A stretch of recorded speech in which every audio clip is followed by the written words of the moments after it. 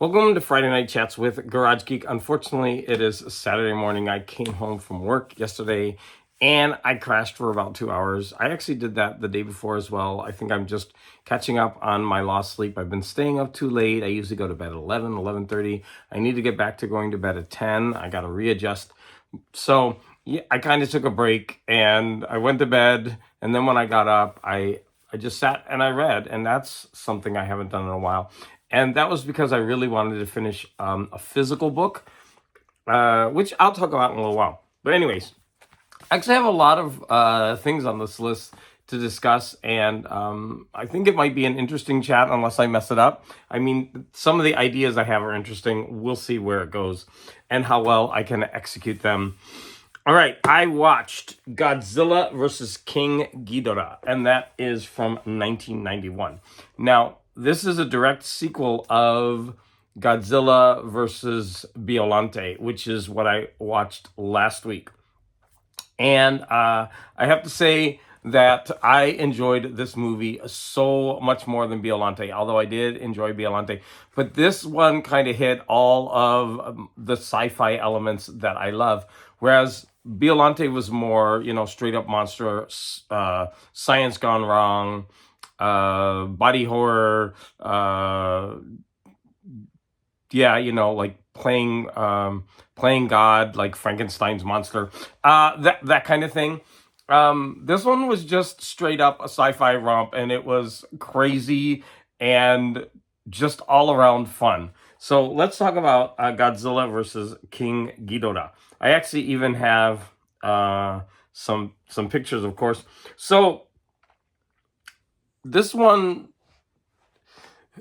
I mean, I don't want to anger Godzilla fans, but these Godzilla movies aren't great, okay? Like they're pretty much bad movies that you just really, really enjoy because of their badness.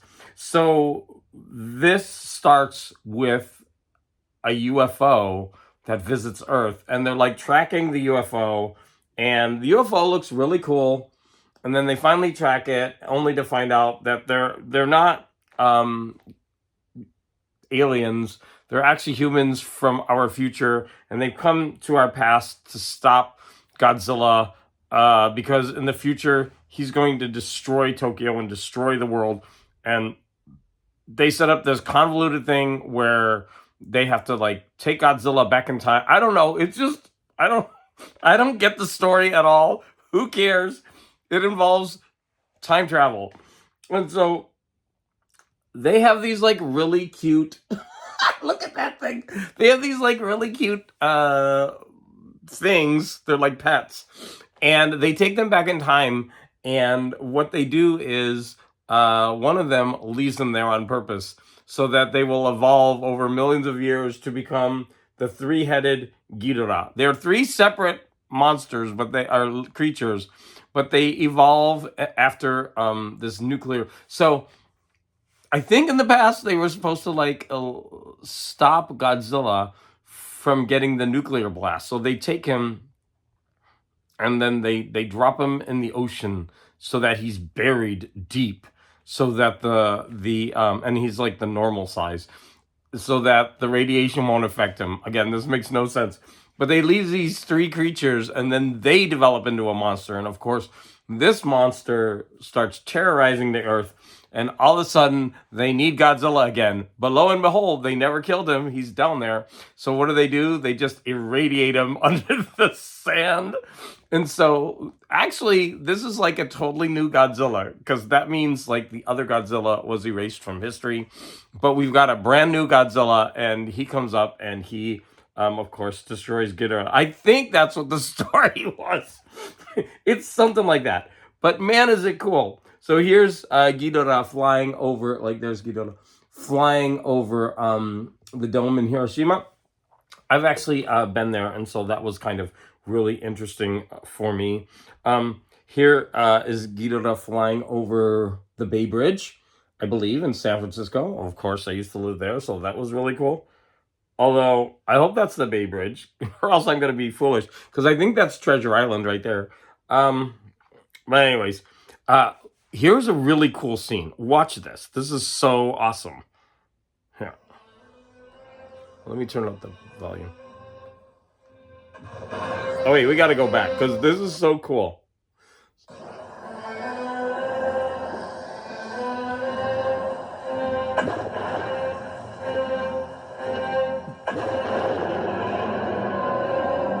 This is where Godzilla first appears after being irradiated the second time, I think.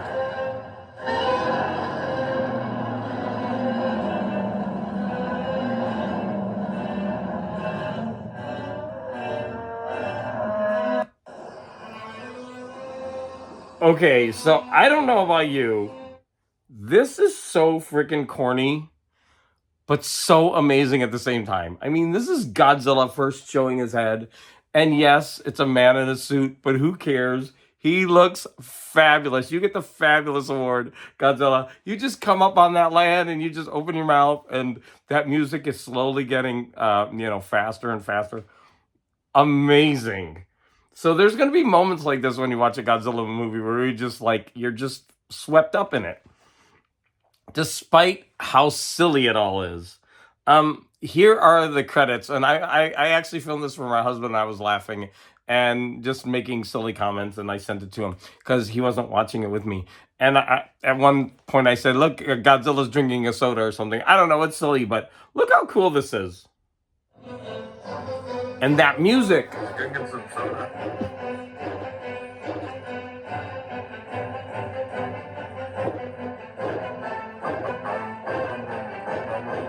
You can hear me singing along with the music. It's so cool.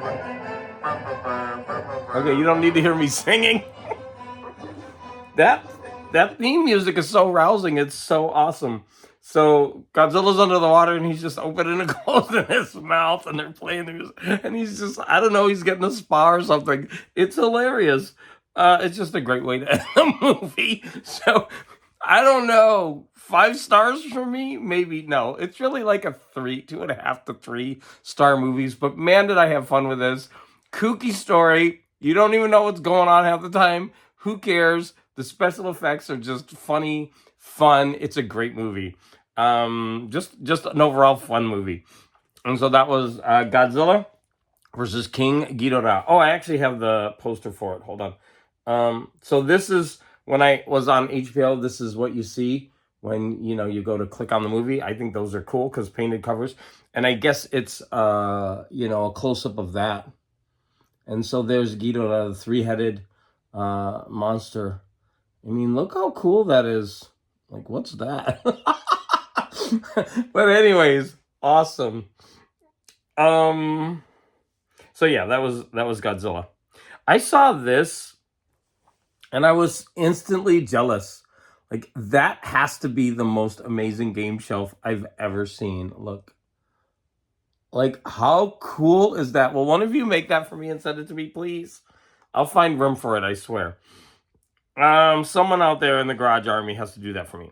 All right, I started Overnight Oats. And this is a subscription service where you can pick all the flavors. And they have vegan and they have what I found is also with whey. Now, WHEY. Whey is a product that is like the milk left over, the liquid milk that's left over after you pasteurize it or something. And they use that as like a protein and a thickener. And so you can get it with whey, or you can get it with plant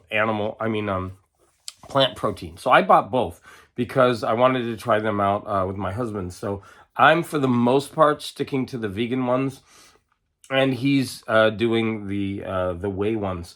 Now, in the future, depending on what we decide, will be more limited. So I've been trying these, and what you do is you put the oats in any type of milk, and of course I'm using oat milk or soy milk or almond milk, and you put it, you shake it. They give you a shaker. I bought 2 so that my husband and I can do it concurrently. Oh, it's right here. It looks a little gross because I already ate it this morning, so that's what it looks like. But these containers are really nice. And so you fill it up to a certain level, and then on top of that, you put the oats, you give it a really vigorous shake, and you put it in the refrigerator. And then the next morning, that's your breakfast. And I have to say that it's a satisfying breakfast meal, and I'm usually not wanting food till about 11 o'clock. And normally around then is when I have a snack at work, and then around 11:30 or 12 is when I eat my lunch. I usually just snack around 10 or 10:30, and so this is actually really working.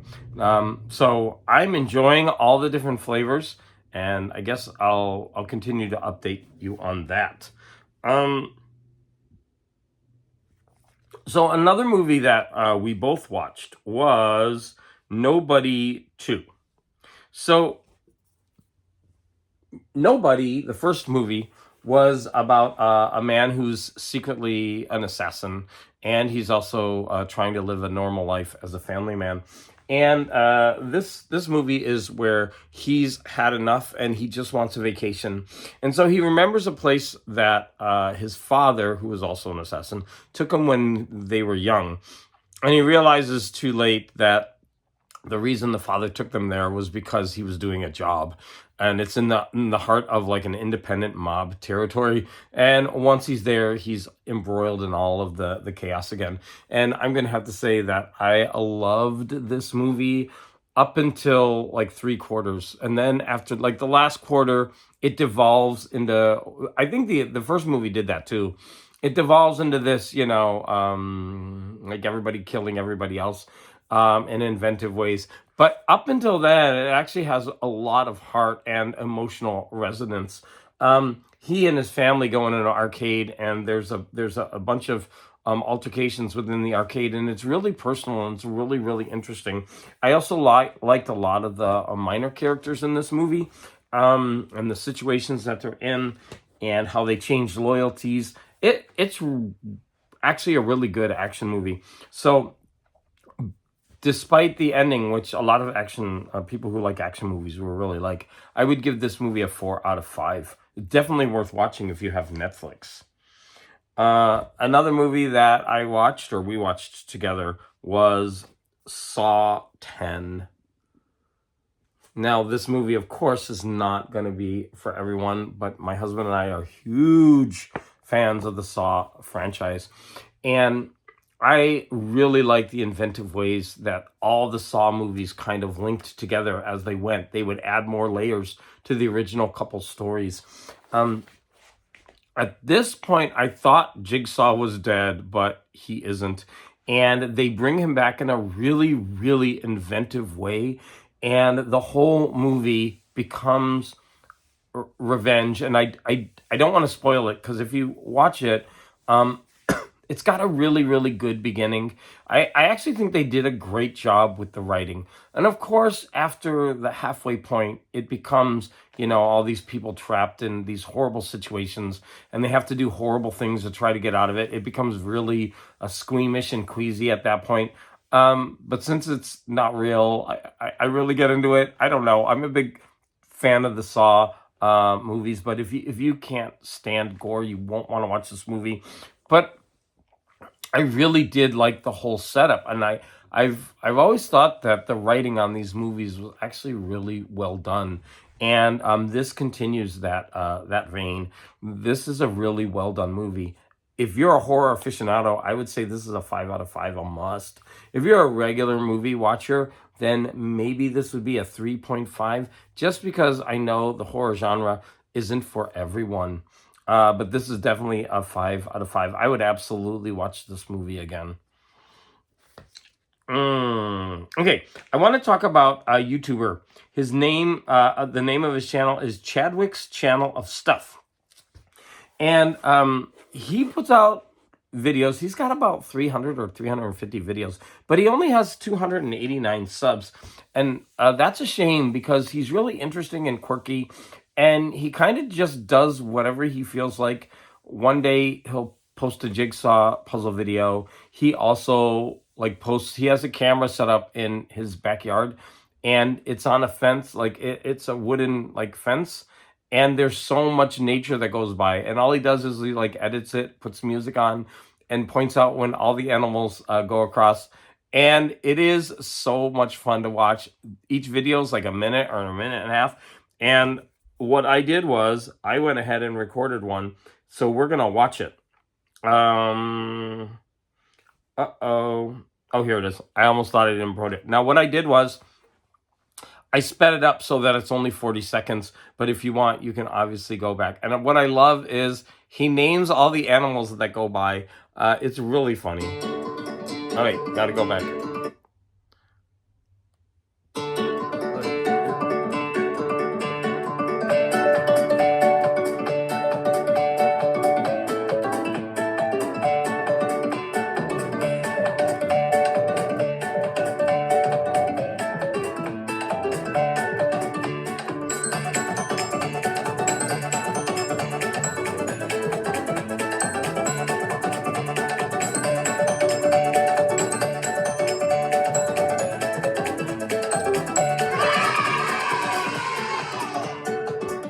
Sorry, it was too far back.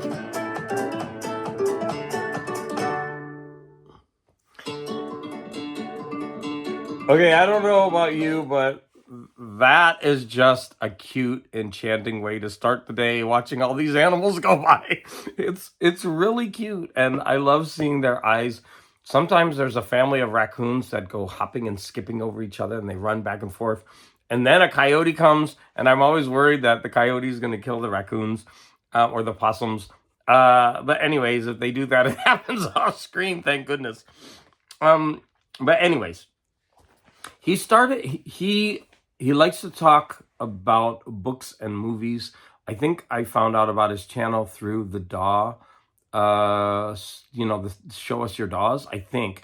And he's recently started a new series of videos. In fact, he's only made 2, and I have to watch his second one. Oh, no, I think he made 3. And I watched the first 2, and they're great. And he deserves more people watching him. So what he does is he goes back through old newspapers on the day or the week that he's talking about. And he talks about what was released at the drive-ins in the midnight movies and what came out on VHS and what like weird horror or sci-fi books came out at that time. It's a really interesting take on doing a YouTube video, and I think it deserves more attention. I know the Auditory Vinyl does this, or he used to do this with vinyl records, and that was really, really cool. This is someone doing it more with like midnight movies. And he got me going with the FOMO. Okay, so he was talking about Universal Monster movies, and I have a collection of Universal Monster movies. And I especially have a collection of the Universal Monsters VHS tapes. These are all of them. If you want to go ahead and look, this is the collection. And I think there's 37 of them.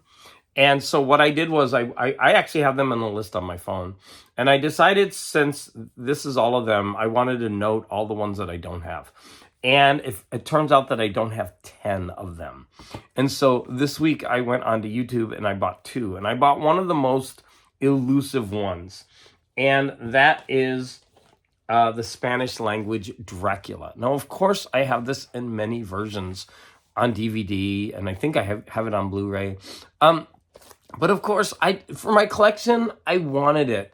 And there's so many reasons why people allowed this movie, because it really is a great movie. And they often compare it to the Bela Lugosi one because it was made at the same time. I think the Mexican crew used the set at night while the American crew used the set during the day, something like that.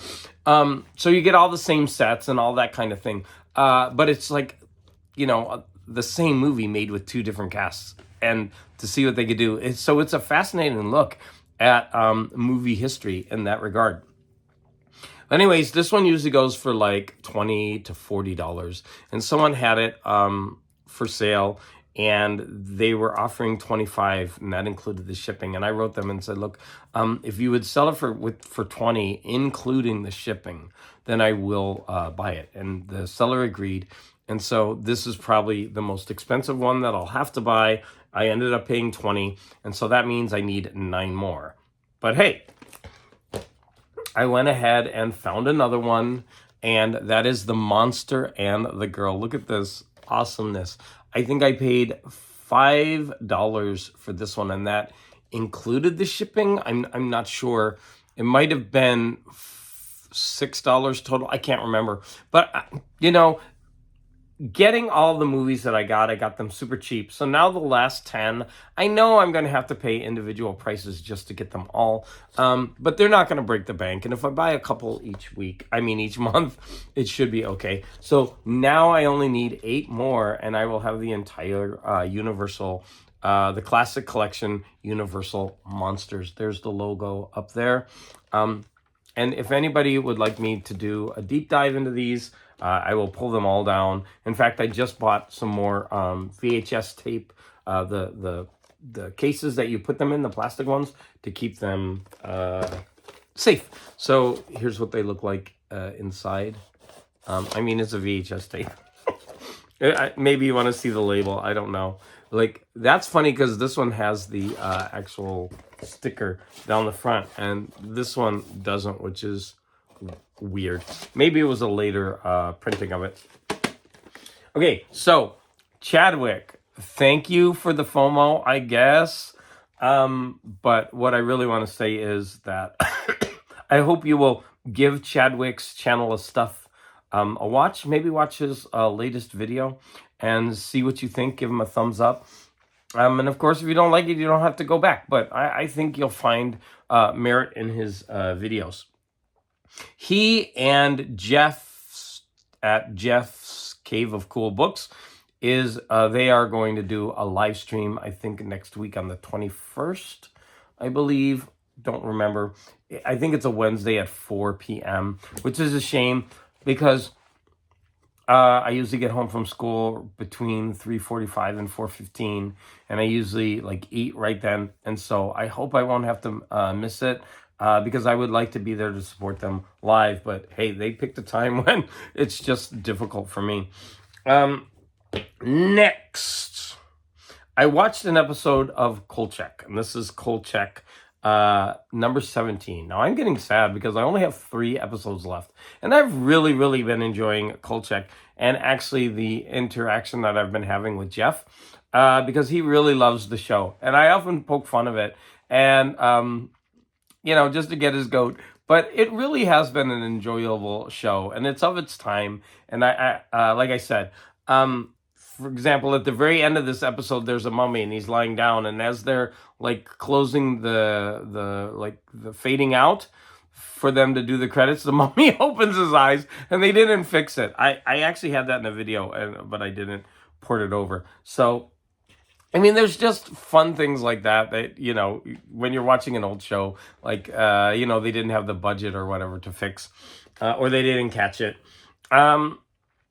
So this episode was about an Aztec god that surfaces, I believe, every 52 years because the Aztec calendar is 52, has something to do with 52. And so he comes back to life, and he's got 3 women that serve him, and they pick so many victims that they have to drain blood, and that's going to keep the mummy going for another 52 years until he can come back to destroy the world at a certain time preordained in the future. Okay, it's convoluted. But what the greatest thing about this is it has Eric Estrada in it. And I love Eric Estrada from Chips. So here is Eric Estrada in a really pink suit. And later in the video, they have him in a full headdress. And of course, he's got a really nice body. If you want to look at the girls, go ahead. But I'm looking at Eric. I think I have another picture of him, don't I? No, but I have this video because at the very beginning of the episode, they attack, and it's probably the most fascinating thing about the episode. Let's watch this.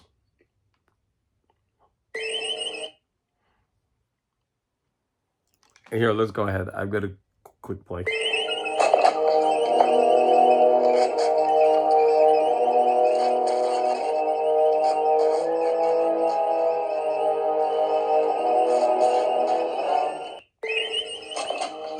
Okay, so this guy gets pecked to death, or after watching it, I guess they're not actually pecking him, but it's pretty hilarious. He doesn't ever scream. I'm like, they're like ripping him apart, and he's just going like this. And then that guy's like pecking him. I don't know why I'm acting it out, but it's so fun. I mean, this stuff is gold, and I'm kind of sad I only have 3 left. Okay, what's next? The book, Old Man's War. So I read the book, The Old Man's War by John Scalzi. I actually listened to it. And 1/3 of the way through, it changes. And I'm always leery about that because, sometimes an author has a really, really great idea, and they execute it well, but then they can't maintain it or sustain it. And I have to say that that's not the case here. This book was enjoyable from beginning to end. I would highly recommend it. There are 3 more in the series. I don't know why there's this like shadow on me.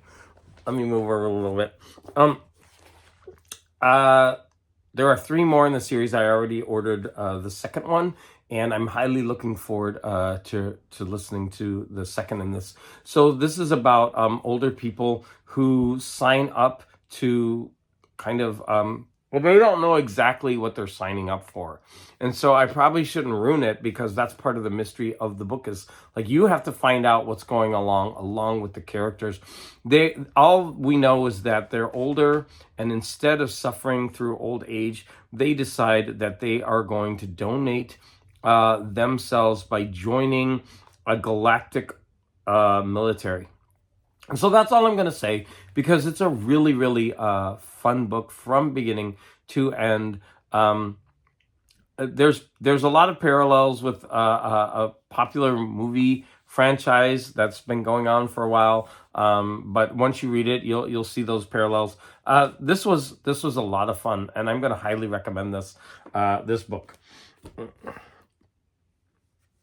And Old Man's War. Okay, Green Arrow Year 1. So I recently got this as a gift. This is Green Arrow Year 1 by Diggle and Jock. I mean, that's hilarious, because people, they're like Cher. They only have one word names. Diggle and, oh no, actually it says Andy Diggle. I'm mistaken. So Andy Diggle and Jock. Uh-oh, I messed up my photos. I don't know what happened. So am I going back in time, or am I going forward? Sorry, I just messed up everything, and I'm scrolling to get back to where I was. Yeah, I don't know what I did. Okay, there we go. Sorry about that. I hit my iPad, and like all the pictures went scrolling. So this is, I believe, a 6 issue miniseries about obviously Green Arrow's Year 1. Now, the main character is, God, I forget his name even. And how am I forgetting? Oliver Queen. So Oliver Queen is a spoiled rich kid who cares about nobody but himself. He gets stranded on an island, and he learns morality. That's basically it. This is such a quick read, because this is very cinematic. There's not that much to read. You're just kind of going through. Like, he's stuck on an island. You're going to be, following him as he tries to survive. Now, there are a couple moments in here that I couldn't believe. For example, in one part of this story, he breaks his arm and the bone is sticking out of the skin. And then within half an issue, he's back to fighting again. And maybe they don't explain the span of time, because this is supposed to take place over a year, but it would seem to me that would take months for him to recover. But anyways, if you overlook that, like the art in this is pretty interesting. It keeps the story going. If you're a fan of Jock, then you know the type of art that he has. Is it always perfect? No, but it definitely serves this story well. And I'm going to have to say that I really enjoyed this. Mine came with like a crease. I was sad about that, but that's okay. So I think if you are interested in an art-driven story that is very cinematic, I think that you will enjoy this. And I think a lot of this was the basis of the Green Arrow show. I'm not sure about that, although there's certainly departures, a lot of departures.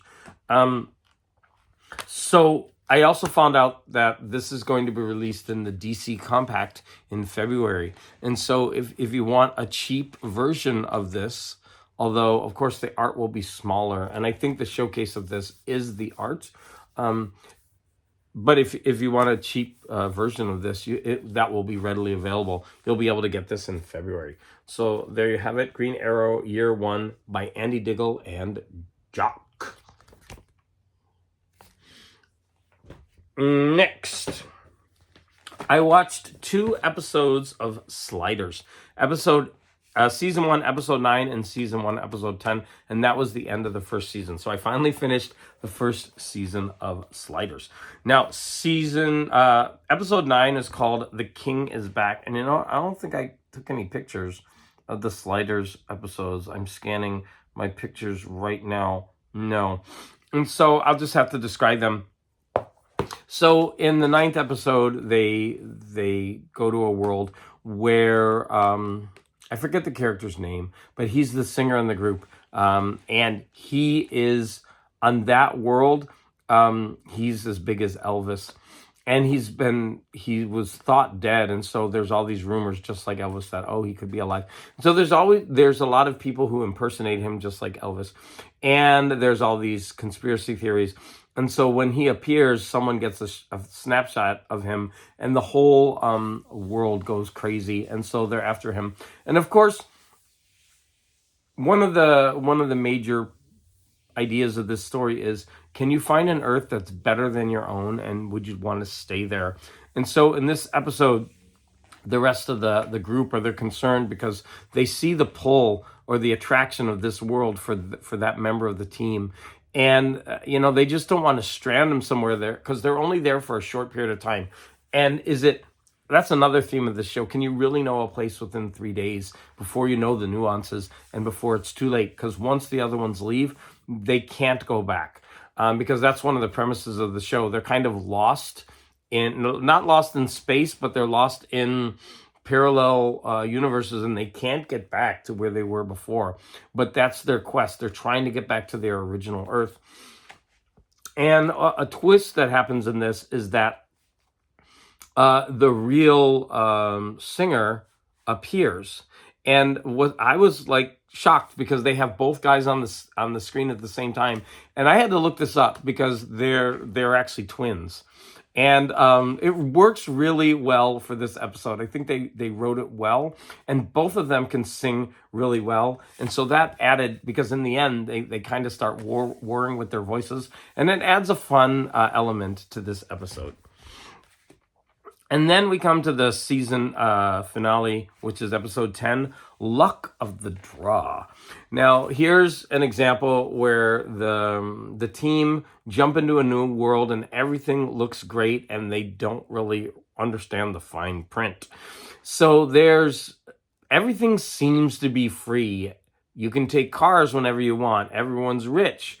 There's not a large population. You can go to like ATMs and withdraw as much money as you want. Now, what they don't realize is that the moment that you withdraw money, you have to state your name and where you live. And so they do that and they take out money, but this registers them for a lottery. And in this society, it's as soon as you are registered in the lottery, you can be picked, and if you're picked, then you must be eliminated. It's a form of population control. Now, they let you go out in style. They highlight your life. They give you enormous wealth. You can do whatever you want. They're filming you. They're taking you to these amazing parties where then the final act is for them to basically kill you in front of the world, and this is their form of population control. And what's interesting about it is they don't say it's right or wrong, but they have this philosophical discussion about how wars and famine and disease and all these other things, they do naturally what this society is doing on their own. And, the guy, the scientist of the group points out, I'm not saying this is right or what, but when you look at it from that point of view, is it any more cruel than what happens when you allow populations to, go to excess? It was an interesting idea. Now, this episode does end on a cliffhanger, and it's an interesting one.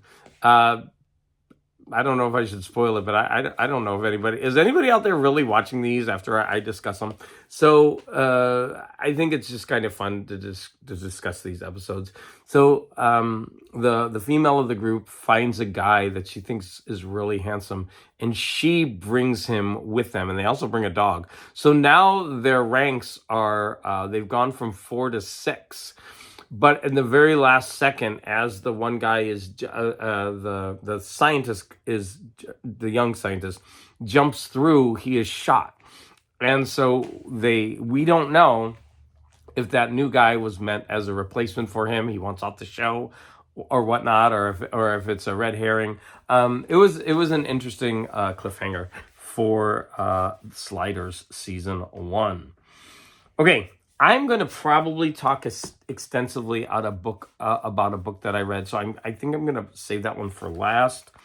I basically have two or three more things to talk about. Now, one of the things that I want to talk about is I have this hefty tome of time travel books, and I jump into it every once in a while. And so I read a story, and it was called The Gulf of the Years. And it wasn't a very long, short story, but I remember right now I'm kind of like struggling to remember what it was about. I should have done that. So hold on, I'm trying to remember what it's about. But I remember there being a really, really interesting aspect of this story. Like, it's not an amazing story overall. Oh, now I remember. Okay. So after I read stories, I usually do some research online, and there's even some commentary here. Now, this starts off where there's a man who is in a station, and we get the sense that it's during World War II, because there's someone wearing a star, and it doesn't seem like everybody is like really wealthy, or there's a lot of food. And so he has this sense of nostalgia, and as he walks through the town, he's kind of dreading something. And so what he does is he's waiting for a specific boy, and we get the idea that this boy is really important to him. And so I start to think of, this is a time travel. I know that this is a time travel story. It's from a time travel book. So that's kind of a spoiler right there, because just because it's in here, I know that it's about time travel. And I'm starting to think, this is probably his younger self, and that's the case. And so he leads his younger self away from school, and he goes home where he meets the mother, which is his own mother. And then we find out that the mother is going to die later in the story, like it happens in history. And so this is a big nostalgia trip for him, because he gets to see his mother, and of course he sees himself as he was. He gets to see his neighborhood, his house, and everything is put into perspective, what it looked like from when he was a kid to now, and how everything looks smaller and shabbier now than what he remembers. All of that. It's a very well written story. But there's a really weird thing that happens in this story, which is it kind of throws the time travel paradox into the mix, because at the end of the story, he doesn't try to save his mother, and he brings his young self into a bomb shelter, and he knows that that's where the mother is going to die. Now, originally in history, the son was at school and they survived, but he brings the son himself and the mother into the shelter, and it ends with him throwing his body on top of them. Now, this brings up all kinds of paradoxes, right? Like, how can you go back in time and like kill your own self? Because then you wouldn't be there. Like, what is he trying to do? Does this? We don't know what happens. Does the boy actually live? Because he throws himself over them. But everybody in that shelter died. Points it out. So most likely everyone there is going to die. Is this a form of suicide? Does he do, like, we don't know, like, did he do something so horrible with his life that he feels that he needs to wipe himself out? So I was going back through the story to look through clues. I mean, like, is this like a young, a kind of Hitler type person? But of course, you know, it wouldn't be Hitler, but it would be like, we don't know. Did he do something so monstrous or something so bad that he feels the need just to see his mother one more time and to erase his own self from history? It's a real, and then that creates a paradox. And it's a really, really interesting story and so fun. And this is a French story. And that's one of the fun things about grabbing a collection like this, because you're just going to come across these random stories that you probably would have never, ever read before. And then they're so full of fun ideas. Although I spoiled the whole thing for you. Sorry. Next, I finally finished the book, the second book in the Rebus series called Hide and Seek. And I wanted to get through this because I'm going to give, I have 4 of these books, so I'm going to give them to a friend. And because these things are giant. And the rest of them are available on audio. Now, I don't know why Hide and Seek isn't, because some critics label it as one of the best in the genre. And many critics say that his writing starts to get better and better. He decides in this book that he likes the character Rebus enough that he can become a mouthpiece for his ideas. And I believe that throughout the series, he just gets better and better at it. But this one is highly acclaimed, and I do have to say that I really, really enjoyed it. A lot of the ideas are kind of samey. I've read this or come across this before in many movies. Maybe he was innovative and he did that. But it's basically about this underbelly. It's a wealthy city, and this detective is going in and scratching away at the underbelly, the poverty, the drugs, prostitution, how the wealthy use these weak members of society for their own entertainment. There's a lot of really great ideas, and the character of Rebus is really interesting, and I'm really starting to warm up to this series, so I absolutely can't wait to listen to Tooth and Nail, the third in the Ian Rankin Rebus stories. And there's a couple of just announcements I want to make. So the first one is that Savage Harvest, or the book company that geez, I'm forgetting the name of the company, and they're right over there. Well, they're the books. Justin at this company, he tries to reprint, or he doesn't try, he succeeds. He reprints old paperbacks that are out of print, and he commissions people to do the art. And the latest book, which I ordered, has the art out, and it is called Chainsaw Terror by Sean Hudson. And this is the cover art. I mean, it's very phallic, but it's really cool.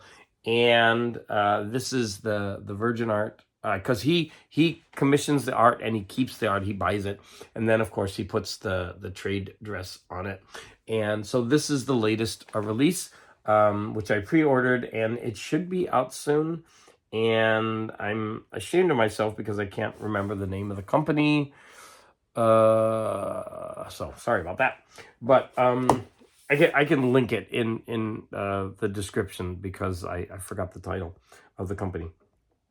But anyways, if you're interested, give that company a shot. The quality that they put out is really, really good. There is a facsimile edition of a Betty and Veronica pinup special, and they are releasing these, and they're so cool. I actually didn't order them, but I wanted to let people know that how cool are those comic covers. It's the same comic. You would just buy the same comic, but there's also foil versions of those. Those I think will be released in March, because it's always a couple months early when you pre-order them like that. Here is the cover for Hide and Seek it's better than the one that I have. I think that's really good. A lot of it takes place, the original murder takes place in an abandoned house like that squatters are using as a drug den. I'm scanning. Let me see if I've forgotten anything.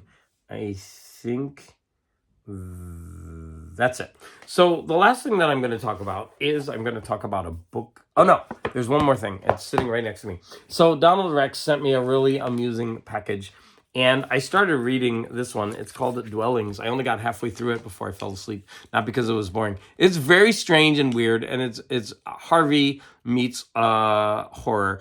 And there's a girl who is involved in this carnival, and she's running around trying to escape, and she's killing people, trying to get away, and they're doing horrible things to her. She just wants to. I think she's a killer normally, but in this case, she's trying to escape. It's really weird and interesting, and the ads in here are a lot of fun. So when I'm done with that, I might review that better. And then last night, I started reading Demented Pervert, and this comic is from 1971, and it's so underground. It's awesome. Now, I was squinting because it was late, but there are some like really, really small like writing that you have to try to squint to see. But the art in here is really interesting. You can see the artist is using different media and layering, and it's a lot of fun. So I'm going to enjoy to continue reading that. I was really enjoying it and laughing as I was reading it. So the last book that I want to talk about is, let me show you the cover of it.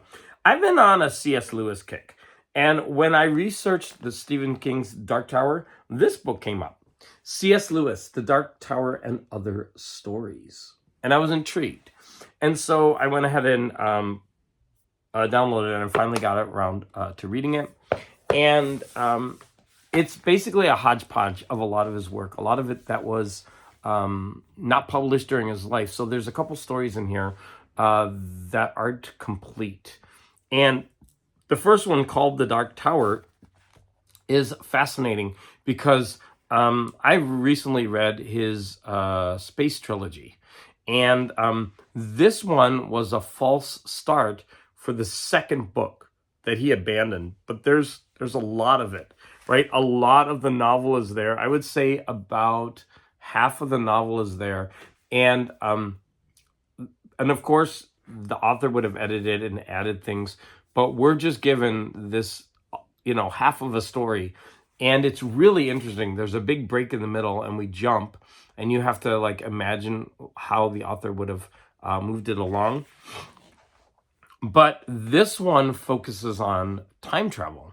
And it's not time travel in a conventional sense. And there are some really interesting ideas in this. So scientists are sitting around discussing, much like in the Time Machine, actually, I just thought of that, where they're sitting around discussing, and one of them, jumps up and say, "Hey, I already solved this problem.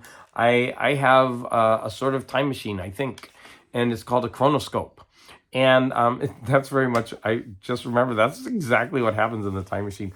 And so what they do is they're able to look through this chronoscope, and there's this idea that we can't time travel. Just our particles, we can't travel because we can't have the same particles. But so, for example, if I'm in this time and I go to that time, my particles are the same, and so we can't be in the same. Because it's like a timeline, and they can't cross. I am butchering this idea. So you just can't be in two times at once, basically. And so what they do find out is, as they're looking through this chronoscope, they see this dystopian future landscape. And they don't know when it is. But there's this tower, and there are these people that kind of look like slaves, and they march them one by one into a room where there's this really creepy guy who has a stinger on his head, and then he stings the person. That person becomes kind of machine-like and is let out, and the next one is let in. It's all really weird and creepy. And what happens is someone in our time sees his double in the future time, or whenever time that is, and just seeing him allows them to exchange their particles. So he's now inhabiting that, and that character, and he actually becomes one of these stinger people in the future, goes through the whole process and tries to rebel. And it's very against totalitarianism and all that kind of stuff. But overall, it was a really interesting and fun idea. That it's a shame he abandoned it and he went in a different direction, but it was an interesting novel, okay, even though it's a fragment. Now, what's really also interesting is there's a bunch of other stories in this, and not all of them are great, but they're all worth discussing because they are just, some of them are just batshit crazy. The next one is The Man Born Blind. And this was interesting because a man who is born blind, as the title says, is able to get sight later in life, but it's not full sight. And he wants to understand what light really is. And the first person he asks kind of yells at him and puts him down because she can't, it's his wife, she can't understand what light is because light just is. And this causes him to like shut down because she says, because she can't explain it, she makes him feel inferior rather than realizing there's something wrong with the way that she explains things. And he kind of realizes that, hey, if I ask other people this, they're going to be treating me the same way. So throughout the story, he's struggling to understand what light is, and he starts chasing it. And this becomes his downfall. So I'm not going to say it was a great story, but it was a cool idea about communication. And I'm trying to explain things. There's been a couple of times in this video where language has failed me, and I know if I took the time to actually think it through, that I could be more coherent. But yeah, that happens in communication. The next one is called The Shoddy Lands, and I'm forgetting what this one is about, but I think this is one of the really bad ones. So I'm going to come back to that one because I think that one's really important. The next one is Ministering Angels, and this one is hilarious. Now, this is where it's really important to actually research the stories that you read, because if you read this story, you think C.S. Lewis is such a huge misogynist. And it's not the case, although he's sexist, definitely. But this is about a bunch of people on Mars, and they are sent to women to be their sex kind of slaves. Like, the idea is that men on Mars or anywhere in space, they can't survive without women because they'll just go crazy. And so whoever, the space people or the government, they send them these women. And the only women who will go are like undesirable ones. And so it creates this conundrum. But it's really funny. I actually looked this up online. I think it can be explained better. But this story was a reaction to a paper that was presented. And so many people had a violent reaction. So many people wrote like searing articles against what this guy was saying. But C.S. Lewis did it in the form of a short story. And when you realize that, he gives all the conditions that are in the guy's original essay, and then uses that to tear it down. And so there's a couple guys on the space. They're on Mars. And so one guy is missing his wife. Another guy wants to be on Mars because he just wants to escape anything and he doesn't want relationships. And there are two other guys.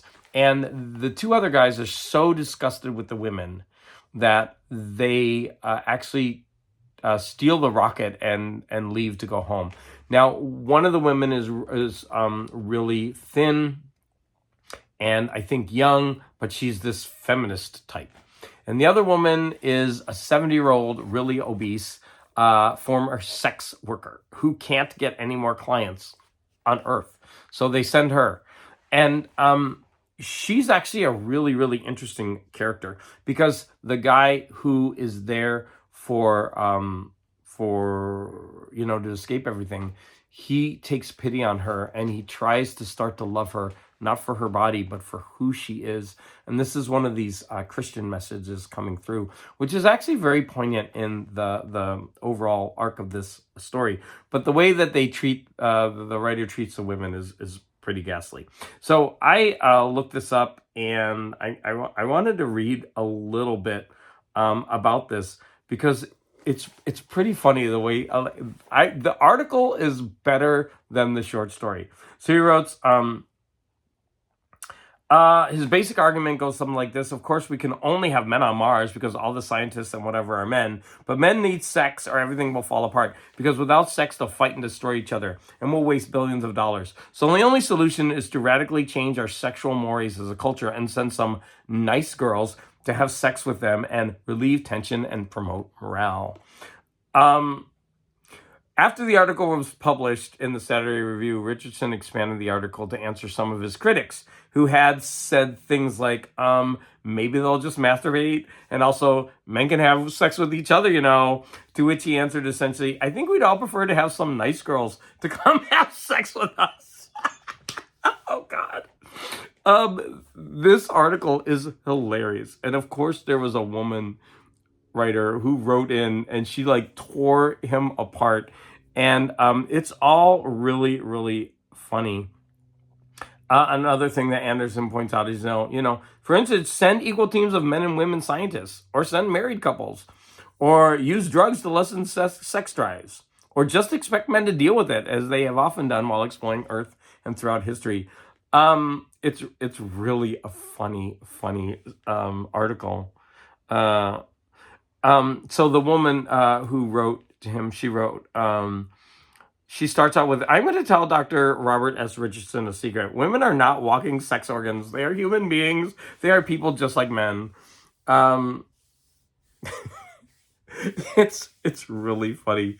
But but reading the story, you don't realize that it's an argument written in response to what this guy wrote. And that throws a whole new light on everything that this story is about. And it's really funny to read this history behind everything, because you get into all of this weird, not essays. Yeah, but basically essays going back and forth in the scientific and the science fiction magazine journals, about this silly idea of, let's send men to space, but then we have to send space hookers for them. Oh, now I remember what the shoddy lands is, because he talks about it in this one too. This one is also really, really interesting, because in the shoddy lands, it's supposed to be a kind of extension of what happens to a character, Susan, in the Chronicles of Narnia. So if you're a fan of the Chronicles of Narnia, I guess Susan chose worldly goods over being with the godly type Narnia. And this is a story that is kind of showing what would happen to a woman like that. But it's also a critique of the main character, because he falls into some of the same traps. So at the beginning of the story, we have an older professor who is very excited because a younger colleague calls him up on the spur of the moment and says, hey, can I come in? And so he's anticipating, a fun day of just sitting and talking or whatever. So he's very shocked when the guy shows up with his fiance, and he's really bummed. And this is one of the really interesting things about this, is because he judges on first sight. And so throughout the course of the story, he's able to for some reason, he's able to enter the mind of this woman and see from her point of view. And her point of view is she only sees the really fancy things in life. So everything is dull to her, like a tree, like people. They only become clear if they are a reflection of her. Like if someone really appreciates her beauty, that person becomes clear. Or if she sees flowers that she can cut up and put in a vase, they become clear. If she sees jewels, like if she's walking around outside, if she sees a shop window, it becomes clear and focused, because she's so focused on the worldly. And for example, she stands in front of a mirror and she's gigantic compared to everyone else, and she's admiring her body, which is not very fit. And the guy who is in her thought processes and sees through her is thoroughly disgusted. He's disgusted with her body. There's kind of like I think a subtext of gay stuff in this story. Whether it's supposed to be there or not, it is. And at the end, there's a knock at the door. There's two knocks. One is the husband knocking, saying, "Let me in, let me in." And of course, this is supposed to be symbolic that she's so focused on herself that she can't really truly let love into her life. And then there's another knock on the door, and I think it says, I think it's God, and he says, "You need to let me in before night falls." And so obviously this is her, or C.S. Lewis saying, hey, we need to not focus on worldly goods, but we need to turn toward God. Okay, so all of that's in the story. But it's a really fascinating story, because when you turn it on its head and start examining the person who's viewing all this, you realize that he's the same as the woman, because he judges everyone around him. He's very unopen to new experiences. He judges that woman so thoroughly. And it actually, on the surface, is a weird story, but there's kind of a lot to it, and it's really fun. Okay, I told you I would be spending a lot of time on this book because it was just so fascinating. And then the forms, there's two more. Forms of things unknown. So there is some commentary to the beginning of each story, and it says that C.S. Lewis would often write from images that he would have in his mind or from dreams. And so he had this image and he played it out in a science fiction story. So there's this haunting image that this guy has, and then all of a sudden they're sending people to the moon and they're losing contact with them. And so he goes up there and he finds two people that are hideously misshapen, but they're stone. And this, you could probably see where this is going. I saw it coming before the end, but it was still well done. And this is an example where science fiction and myth are kind of intertwined, and it's based on some of those like deep fears that people might have inside themselves, or these horrible images that you might have during sleep that you can transform into some kind of story. And from that point of view, I thought it was a really interesting and fascinating. And some of the images in this story are pretty cool as well. And the final story is called After 10 Years, and I thought this one was brilliant. Now, this one is also a fragment, so it probably wasn't finished. But what is there is really cool. And this is, I think, told from the point of view of Menelaus, after the Trojan War, where they get into Troy, and he sees Helen after 10 years. And this is all about that expectation and excitement, and then ultimate disillusionment, because when he sees her, he and the troops all have in mind this gorgeous woman, Helen, that the war was fought over. But when he sees her, she's 10 years older, and obviously her body has kind of, become 10 years older. Let's just leave it at that. And he has a violent reaction because he's still in love with her, and he accepts her for who she is. But he can't reveal to the troops that this is the woman that they all fought for, because number one, they wouldn't believe it. They're expecting the most beautiful woman in the world, and he feels that they would rebel. So he feels like he's got to give them something else. And then there's this idea of a doppelganger that is also brought up, where the real Helen and Paris are actually in Egypt, and the one that's in Troy is not the real one. And later in the story, when he's actually with Helen, they're in Paris and they see it's very weird and interesting. But all of the ideas in this story were pretty cool. A guy who wants to be able to love a woman for who she is, doesn't care about the way she looks after time. This is true love, but not being able to do that because of the constraints of society, I thought was a really, really interesting idea. And then placing that in the setting of, the Trojan War. It was really cool. And so there you go. I talked about that book a lot because I thought it was fascinating. And it's probably the best thing that I've ever read by C.S. Lewis.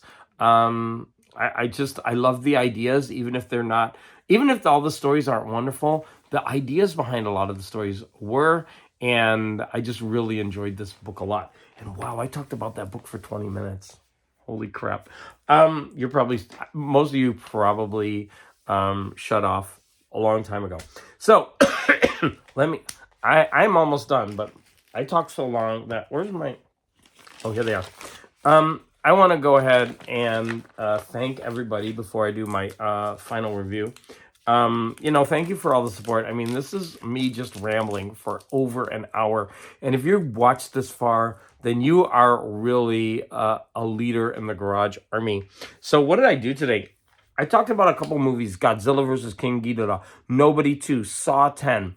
I talked about some VHS tapes that I bought because of Chadwick's channel of stuff, which I'll remember to link below. I talked about some TV programs like Coltech 17 with Eric Estrada in it. Sliders, the last 2 episodes of season 1. The King is Back, kind of Elvis. And then Luck of the Draw about lottery, like a type of Shirley Jackson type lottery. I talked about Old Man's War and the second book in the Rebus. I also talked about the book ad nauseum, The Dark Tower by C.S. Lewis. I also talked about a short story, The Gulf of Years, which was a time travel short story. And I mentioned some comics that Donald Rex gave me. So, and did I mention this? I talked about this? Okay. So, as always, I want to thank everyone for the support. And any comments that you leave are greatly, greatly appreciated. My uncle has a country place that no one knows about. He said it used to be a farm before the motor laws. Sundays, I elude the eye and hop the turbine freight to far outside the wire where my white-haired uncle waits.